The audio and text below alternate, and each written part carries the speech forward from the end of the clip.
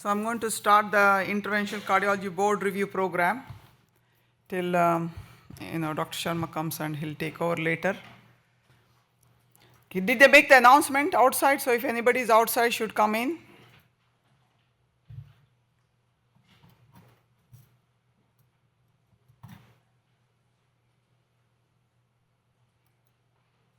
Oh, we have the questions.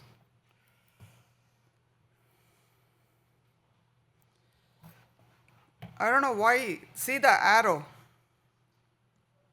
Okay, left click. Good. So I'm going to start with anatomy of the coronary arteries. Okay.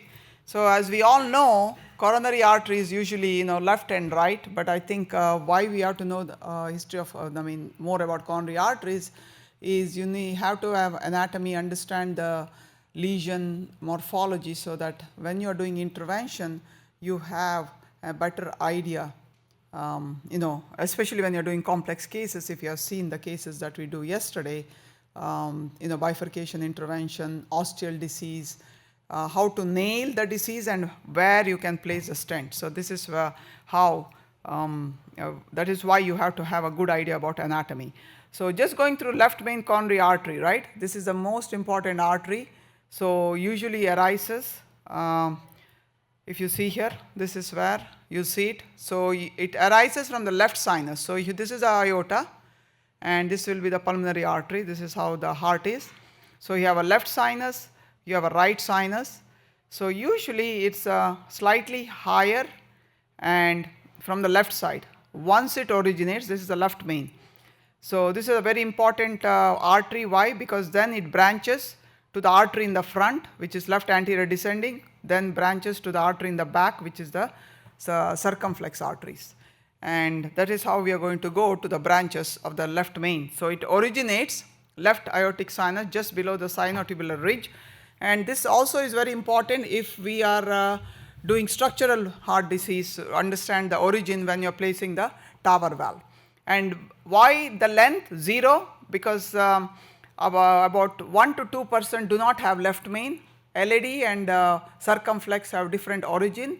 And as interventionalists, we need to know that, since the catheter that we are going to use for engagement would be totally different. And I'll tell you why. So normal catheterization technique, you will use Judkins, left coronary. This is, we are taking the normal femoral approach, not the radial approach.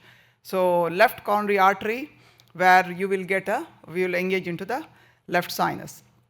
So why I was talking about the length is that normal is JL4, but if you have an aorta that is wider or you have aneurysm which is a larger, then you will need a Judkins which is a JL4, 5, this kind of things. Now let me go back to, so once it originates LAD, so if it originates, LAD is right in front, it goes down. Okay, so the circumflex is posterior and below, and that's the reason if you have a separate origin, you need a larger catheter to engage into the circumflex. So if you take JL4 and you engaged into the left main or engage into the vessel which is LAD, then if you really want to engage into the circ, you not counterclock. Counterclock usually takes you anterior, clock will take you posterior. So you either clock or you have to take a larger catheter if you have to engage into the circumflex. So you have to remember that. That is in your own practice, as well as these questions will be asked. I'm going to show, go through the questions, what they are. Then what happens to the, going back here, so that is why we are saying, so for separate origins, see that, separate origin, you need a larger catheter to engage into the circ. Now why we are using the word damping? So when you mean damping, you have seen ventricularization of the pressure, normal aortic pressure, you see ventricularization of the pressure. That means either there is disease in the left ostia, or that you have engaged either into the LAD or circumflex by itself. And optimal view for left main is normally what? Ostium would be cranial view, but if you want to see the distal left main, then it will be caudal for you to see the distal left. So once the left main has originated, you've seen the LAD going all the way down, And what happens also is, this is a view to show what happens to the circumflex. It goes all the way down, and this is the base of the heart. If you're seeing the heart like this, now you're going to the base. Base of the heart, you see it, this is how the circumflex will go. Now this is what is showing how the dominant circumflex. So this is the, this would be the ventricles, right? One would be the right ventricle, one will be the, this will be the left ventricle, the right ventricle, the interventricular groove, where the interatrial groove meets with the interventricular groove is called as the crux. And the vessel that reaches the crux and which goes from there into the interventricular septum is the posterior descending. So whether it is coming from the right, it's called right posterior descending. If it's coming from the left, left posterior descending. And depending on which artery is giving that vessel, that is the dominance. So usually right coronary artery 90%. So right coronary artery is dominant in 90%, then we would say left 10%. Now what used to happen is there's 1 to 2% where is PDA coming from both, where is co-dominance, but nowadays we never use that term anymore. So that is the crux that we give. So left anterior descending goes down, reaches all the way to the apex, and very important why this reaches the apex, that is how you will see in the cranial view that if an artery is going all the way down to the apex, and in the apex it then causes what is called as a mustache sign. It just bifurcates. So in 22% of the cases it does not reach the apex. Now what are the branches of the LAD? The one that is going to the lateral wall of the heart, or the diagonal, the one that goes into the interventricular septum would be the septal. So we'll also tell you what is why LAD is very important, supplies 45 to 55% of the left ventricle. So circumflex, once it originates from the left main, it goes behind and into the AV groove, which I showed you how it goes in the AV groove, and the branches are obtuse marginal. If the arteries are going down and out, they are called obtuse marginal. If they are going parallel, then you will call as posterolateral arteries. Now this is very important, this question can be asked. Sinus node. Sinus node is an important node which we all know for us to have the sinus rhythm. So I would say 60% of the time, I'll show you the branches, it comes from the right coronary artery. This question is asked in the board exams. And 40%, remember, not 30, you can remember the number like 40% of the time, then it would come from the circumflex vessel. And if, unless it's dominant, where it supplies about 40-50% of the myocardium, otherwise between 15 to 25% of the left ventricular myocardium is supplied. Now going to the right, I'll see if there's a picture. Yeah, first I go to the picture. So right coronary artery originates from the right sinus.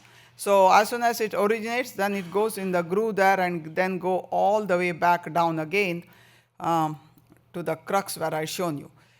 So now what is very important is the same thing. You remember a number which is 90% of the time. Why they're saying 85%? Because we are giving 5% where PDA is originating from both, whether it is right coronary artery or left coronary artery. But here what I would say, just remember a number of 90% from the right side and 10% from the left side.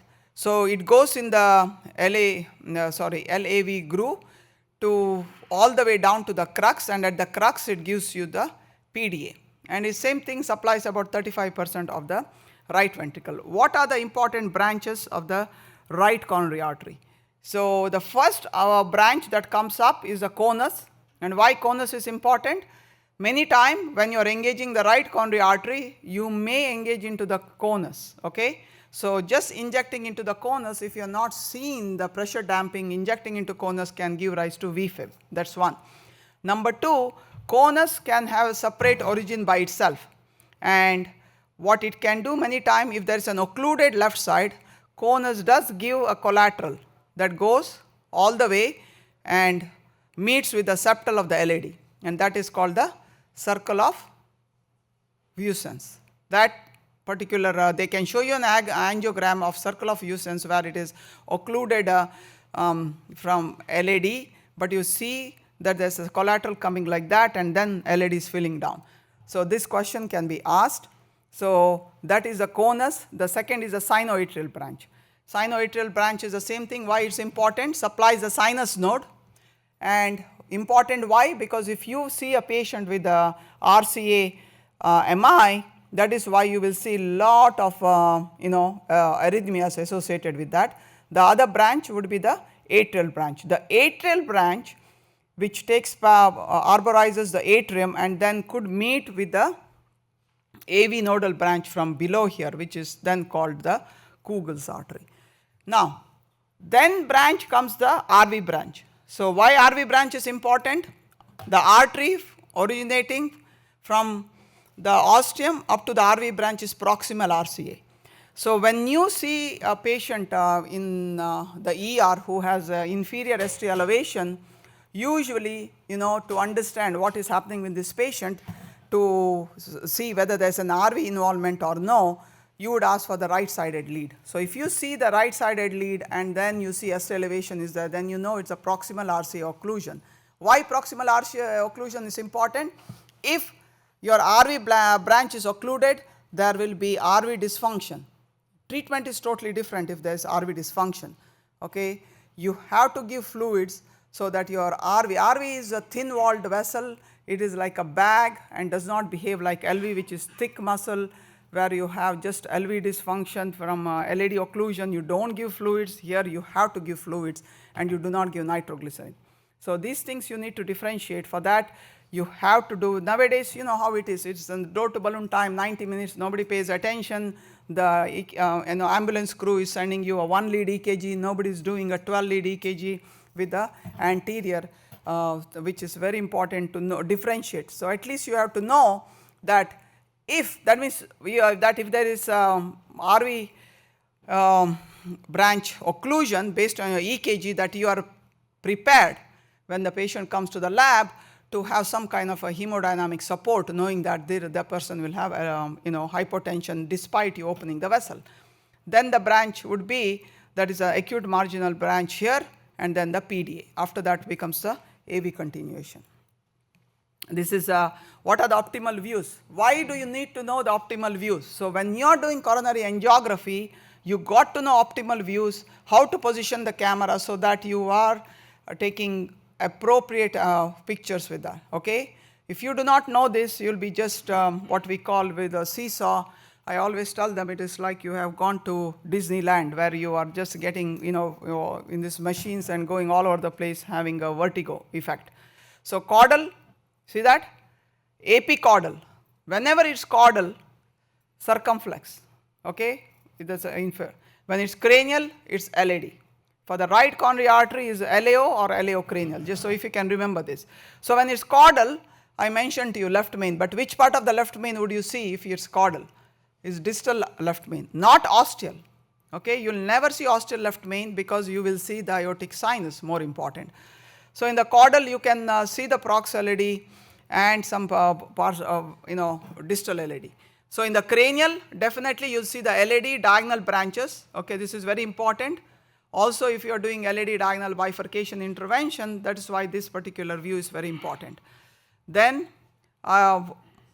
other that you can see LAO caudal also would be distal circumflex with the prox circ as well as the LAD.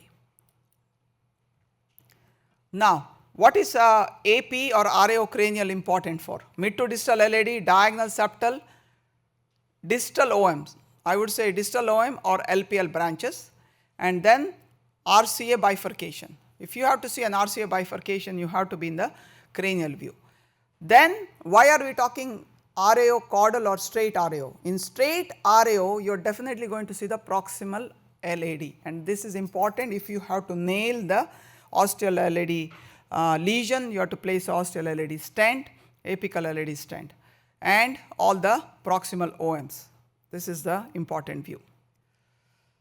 So, couple of questions related to this, which is you got to match, which each one of you should take this question here, which would be match the following, that you have a 60% LAO or 25% caudal.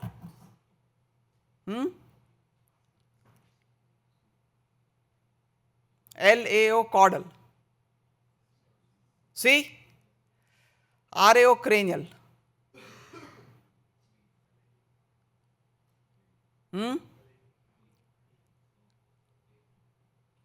A. RAO caudal. I think RAO caudal would be mid to distal LAD, right? Or circumflex or branches.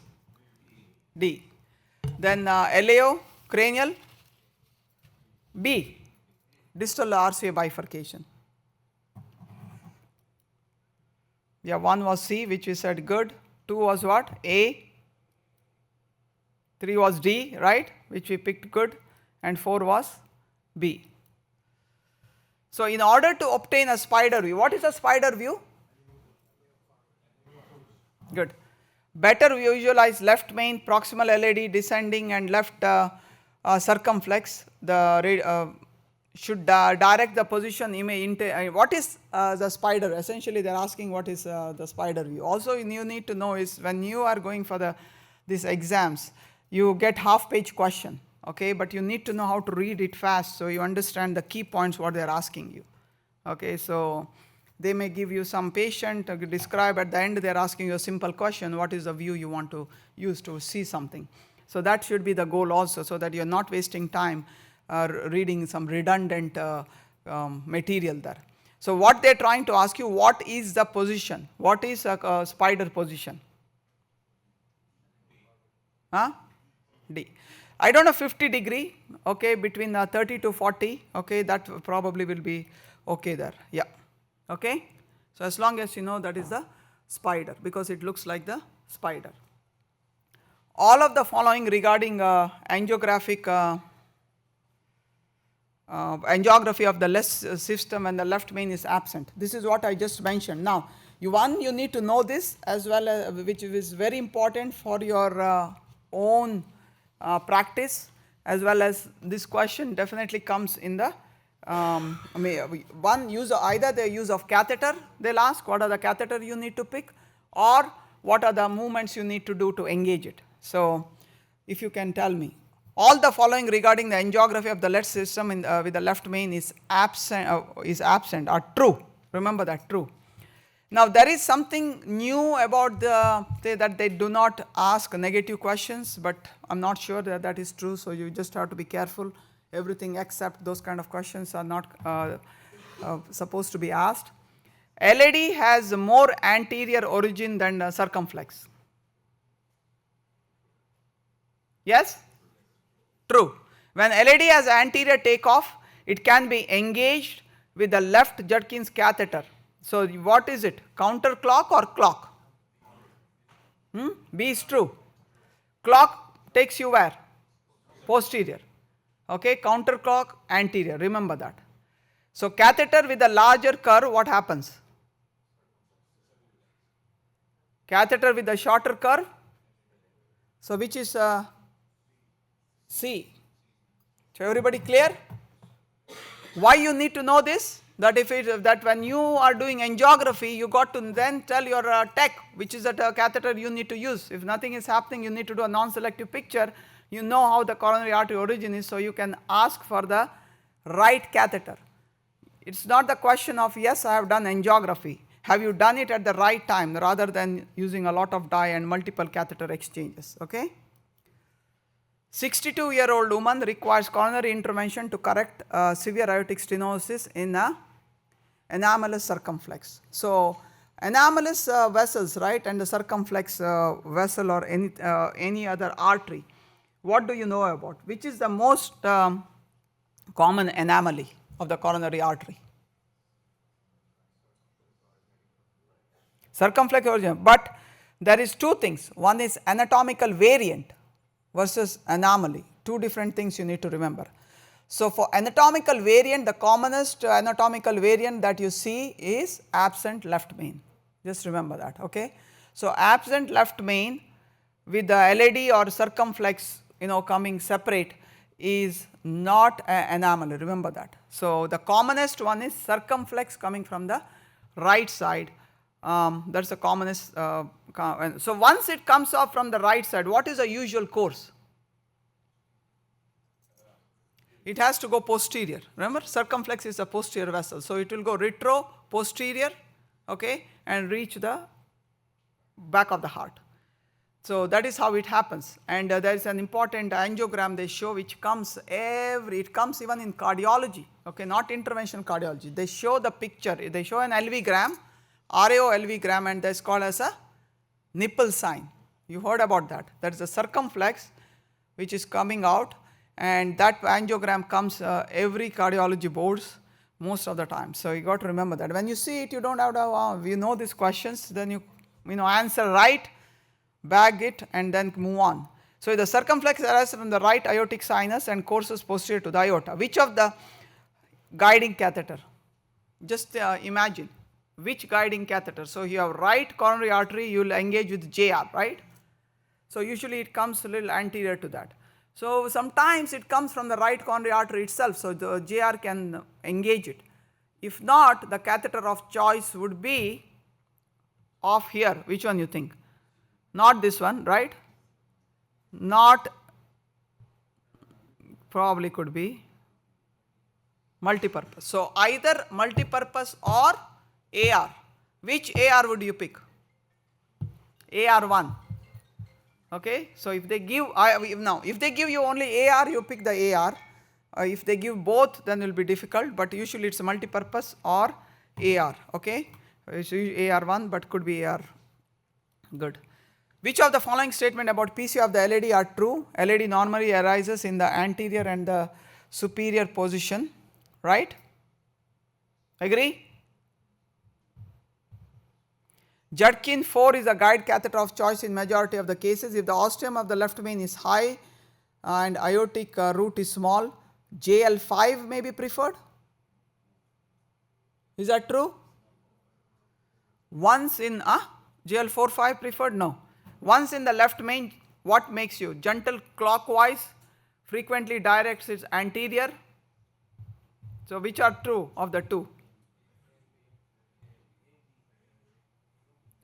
A and B are true, right? That's correct. Circumflex coronary artery supplies what percent? Good, paying attention. You will get this in a, I think, small drive, I don't know, they'll send it to you, questions. Okay, I think I described this. What is a Kugel's artery? Don't look at it. Here, but very important, you need to know this, okay. So it is the proximal sinoatrial, atrial branch of the sinoatrial going to the AV nodal coming from a curlicue. So that is the Kugel's. And this is important when? Why is it important? You have a mid RCA occlusion, distal RCA can be seen with this when you are doing a CTO, okay. You don't need dual injection for that particular case. Good. Next is what? Oh, this is what I was showing. Good, we have the picture. See this RAO, right? This is that sign, what I was talking about, button. If you see this, then you don't need to answer, go directly looking for it. What is the answer there? Yeah, anomalous origin of the left coronary artery, okay.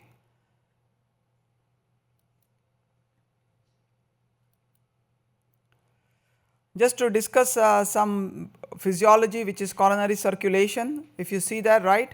So you have right atrium, but essentially what is fractional flow reserve? Fractional flow reserve is you calculate the pressure gradient, right? Distal or proximal. So if your stenosis is significant, then the pressure here drops, and that is why the ratio becomes significant. So the defined ratio is 0.80. Okay, that is why if anything less than 0.80, it is significant. Now, why do you give adenosine?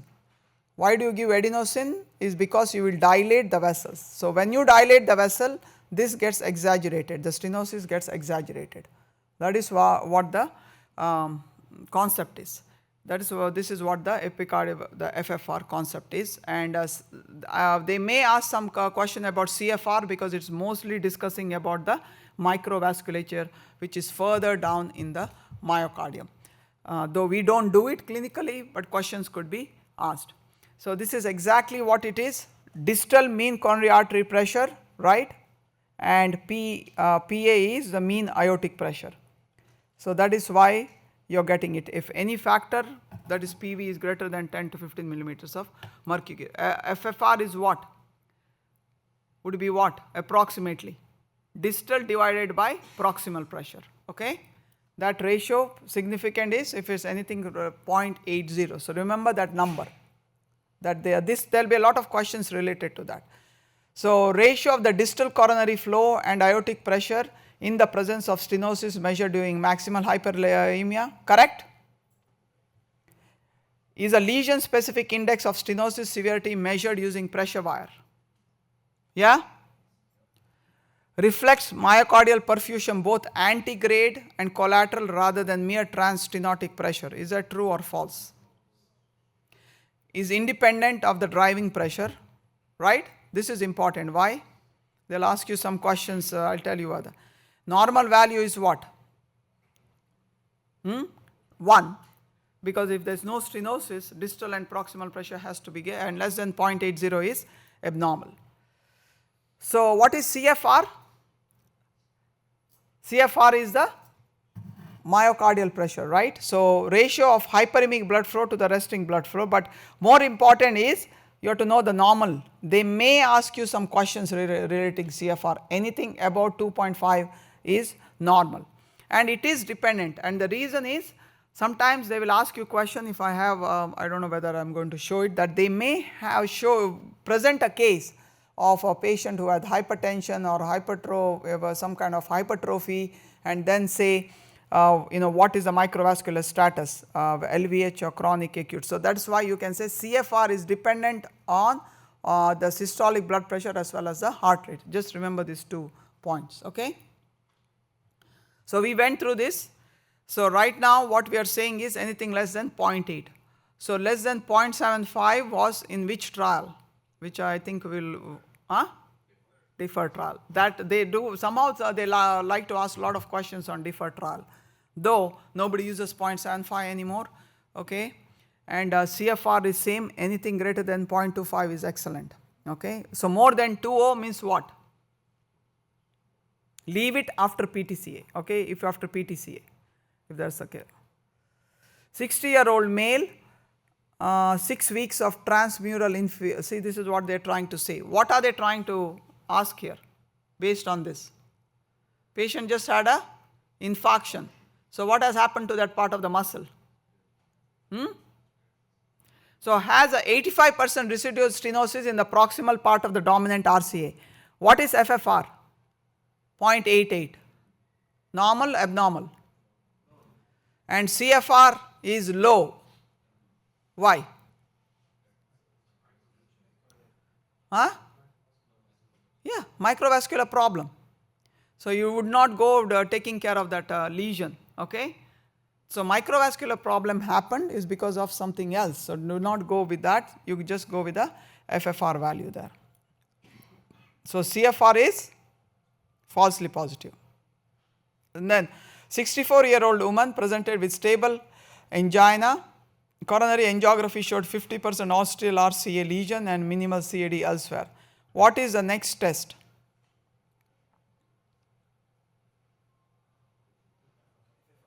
FFR. I mean, if patient was not on the table, you could have done SPECT myocardial imaging, right? Now patient is on the table, you would not take her out, so you can do a physiological testing, which is a fractional flow reserve. Do that, and then you don't have to worry. So that's the question they'll ask you.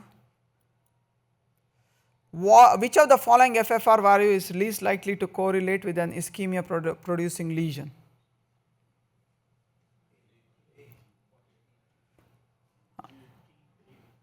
Like least, yeah, so read the question properly. So this is what we were talking about. So significant threshold, if defer is asked, if they're talking about deferred trial, remember the number, right? 0.75, less than that was positive in that trial, but everybody now follows what FAME has gone through, and these trials will be discussed with you again, because there will be a lot of questions related to defer and FAME trials. So the answer is 0.85, okay? So I'm just going to show you some images which IVUS or OCT If you saw yesterday, we did do intravascular imaging. So intravascular imaging right now what has made to the guidelines is only IVUS and optical coherence tomography OCT will show, I may show some pictures. It has not made it to the guidelines. In European guidelines it is used for stent optimization, not as an indication. So IVUS numbers are there which we will go through. So when you see something like this, you have to know three things, which is you see here, this is the intima, this line, can you see that? Then you see like a black shadow which is the media, and after that becomes the adventitia. So you have to remember that, okay. IA, see that? IMA, aim you can like that. So that is the normal artery. This is what the plaque morphology looks like by IVUS. This is soft echolucent plaque. This is fibrous. Why you know it is fibrous? Reflects, right? And the same thing if you think of calcium. See, in fibrous you still see something behind, because your waves, the sound waves will go behind.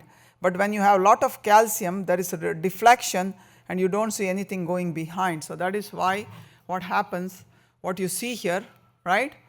That means this is heavily calcified. So this is what we were talking about yesterday, that when you do IVUS and you see a calcium so then you divide into 4 quadrants like this. So this would be what, 90 degrees, right? So then you are going from 90, 2 quadrants become 180 like this. So you take that. Then 3 quadrants will be like this, more than 180. See that? That is why. So anything above 180 we said that it would be severe calcium. So here would you call it severe calcium? It is almost 3 quadrants, right? So then it becomes severe calcium. So that is how, very easy. You make 4 quadrants and then you decide how calcified the vessel is. So this is how the optical coherence tomography looks like. What is better? You see that what happens with optical is a light is used, and then your penetration is better and your images are better. Okay, only thing is it does not go deeper down. With ultrasound you can see 7 to 8 millimeters depth, with the OCT maybe 2 to 3 millimeters in depth, but what happens is your visualization is definitely better. So you can see here intima, see how the difference between IVUS and OCT. Then you see the media, see that? Nice, and then the adventitia, so 3 layers. So that is how it looks. This is, they may show you the pictures, very important, you have nice borders, you see that, right? That is what? Calcium, again same 3 quadrants, fibrocalcific. This is just fibroateroma, and then this is how fibrous looks like, see that? Thick fibrous. So calcium is same, you will not see anything behind, you have nice defined borders here, okay? This is how the OCT pictures will look like. And what do you think this is? But more important, bioabsorbable, very thick struts. See that? You do not see that kind of the strut with our normal metallic stents. These are the bioabsorbable used to be. They may show it or may not show it, but what happens, they had pictures. This is how it shows as soon as you place, and then you have pictures after 5 years when everything has been absorbed with the OCT. Yeah. So IVUS OCT is the same thing, the difference, but frame rate is different. OCT is faster, but more important is a tissue penetration. 15 to 3 millimeter, 1.5 to 3 millimeter was OCT, where IVUS was 10 millimeters. You see that? But what is the difference? Why OCT once you get images are better because penetration is better. But more important also, doing OCT you need to have some training how to do it, because what is happening is blood has to be cleared and the entire vessel has to be full of dye. So you have to be very careful when you do it, how you do it, because patient can go into VFib if you don't know the technique and you don't do it right. So same good resolution, high speed, weakness, poor resolution. Now one thing about OCT definitely you will understand is that if you have to understand plaque morphology, to understand lipid and cap thickness, I think OCT is better. And these are the recommendation you have. Which of the following statement is not recommended in the use of IVUS? To assess angiographically indeterminate left main CAD, it's true. Left main always. I think I made this yesterday. The questions were being asked, why are you not doing OCT in a left main disease? You cannot have blood cleared in left main. You have to do IVUS, number 1. Number 2, what has made to the guidelines, which I just showed, is only IVUS that has made to the guidelines. And what is the number? Cross sectional area. Yeah. So anything up to, yeah, between 6 to 7 is intermediate, less than 6 is significant. Okay. So to determine the mechanism of in-stent restenosis or stent IVUS. Identify stent under expansion. Yes. Then red thrombus, which I didn't show you the picture, but there are pictures. It will go. There's a lot of OCT pictures. It will be given to you. Red thrombus would be what? OCT. You cannot do it with IVUS. So this is what the focused guidelines is. That go through these guidelines, because questions related to these guidelines will be used. That IVUS has made it to guidelines, but still it is not class 2A or 2B indication, not class 1, okay? That you would not use it for class 1. Which of the following combination about IVUS imaging resolution is appropriate? OCT 1, IVUS 10, A, B or C? A. 1 to 3 we said, right?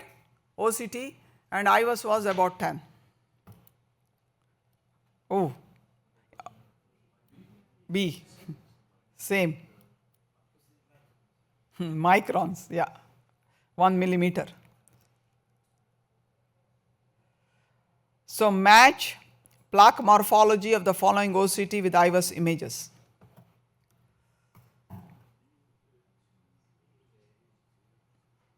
What is this? So where is calcium? A with B.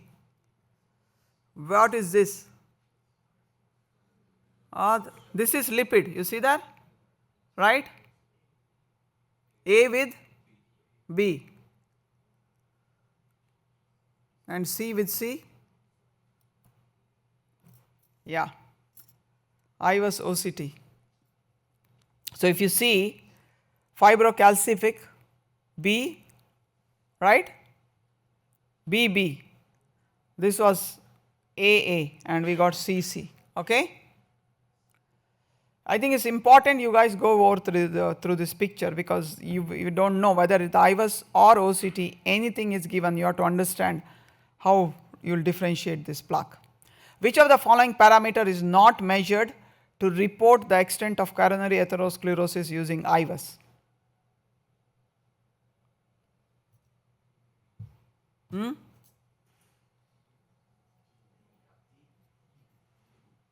Yes. Which one? Minimum cap thickness comes where? OCT. Not with IVUS. We went through this. Okay, very important. IVUS is not used for that. Yeah. Okay, I guess probably this may be the last question we have. Good.